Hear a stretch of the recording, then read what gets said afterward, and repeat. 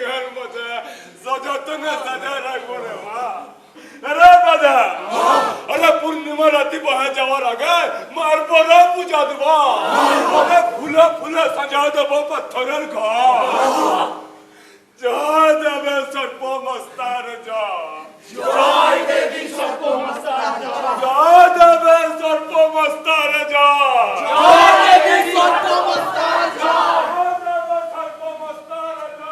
জয় দেবী সর্বমস্তার জয়।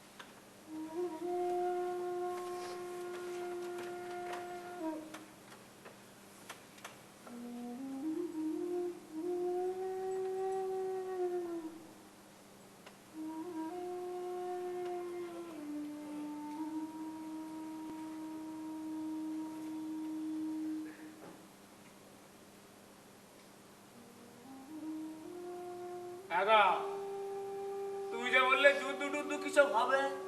বললে সবার শেষে গৌরী যে মানুষ এই কথাটা সবাই মেনে নেবে। এখানে যে সব কিছু উল্টো হলো গায়েন। কি করব বলো তো?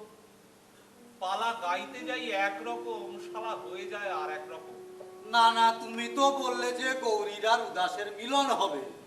এ তো দেখি বেজায় কান্নাকাটির ব্যাপার হয়ে দাঁড়ালো গো। নানা কথা তুমি বুঝতেই পারছো না। কি সরো সরো সরো। মানুষের মনে ব্যথা, বেদনা, বিষাদ এসব একেবারে পাহাড়ের মতো জমে বসে আছে।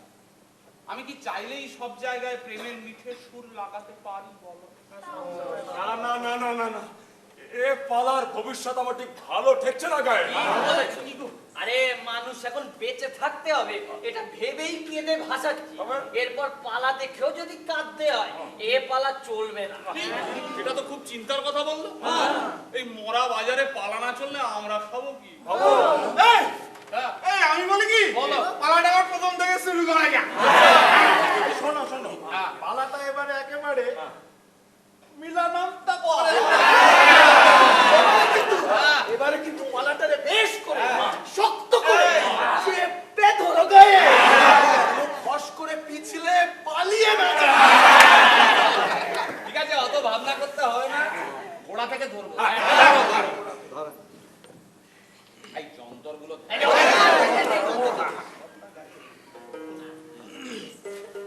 ঘোড়ার বন্দনাটা। হ্যাঁ, বন্দনা বন্দনা। কোথায়? বলো। দেবী